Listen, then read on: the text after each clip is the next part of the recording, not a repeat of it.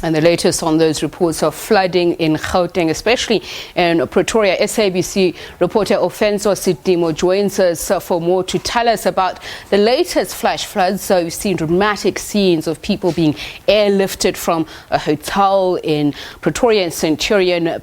They were fetched by helicopter to save them from that Centurion hotel. But we'll also tell you about the effects of the flooding on some parts of Mamelodi, informal settlements there, shacks being swept away. And of course, the weather service is predicting that the rain continues, especially in Gauteng. So we'll find out from reporter Mageleta Mahlabe in just a moment to talk about the situation in Alexandra. Let's go now to our reporter Ofentse Setimo, who speaks to us from Pretoria.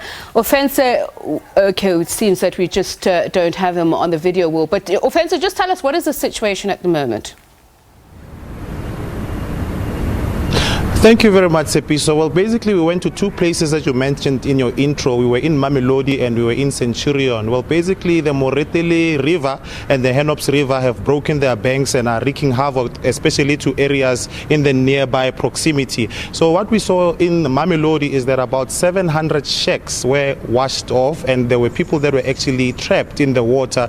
So, the Tshwane emergency service guys, the divers, and everyone else were working around the clock to try and, to rescue those that were not able to get out of the water, because you find that there were people that thought the water would eventually subside. So they stuck in the area and they thought that the water would subside, but that wasn't the case. The water kept on rising and rising until they were not able to go to a more dry area. But then in Centurion, as you mentioned as well, there was an army that was called in there to airlift some of the people that were at the Centurion hotel, which is literally on the Henops River. So it had filled up so much that they were not able to actually get out. So that's when the army were called in to actually rescue them. And then from what we understand, there weren't any casualties that were reported in Tshwane, but we keep in tabs on the story and we'll update you as and when there are developments. Ofentse, let's talk about that Centurion hotel. Do we know if everybody has been successfully airlifted and rescued from that?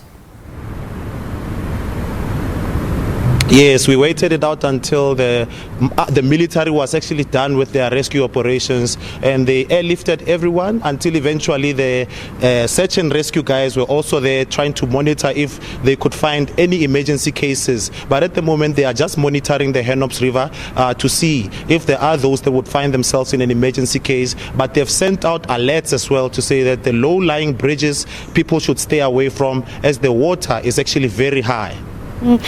Has there been any at least plans that are forthcoming from government on how they intend to help people, especially those in low-lying areas like in Mamelodi, or even just motorists themselves, how they will be assisted to cross roads, or even just to keep them safe from those heavy rains?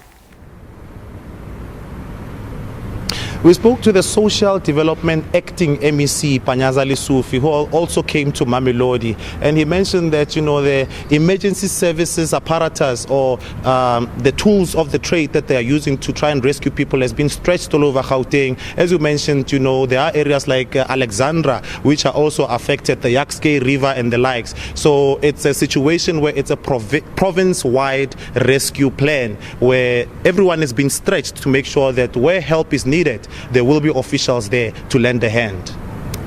That's our reporter Ofentse Setimo on the situation in Pretoria. Let's cast our eyes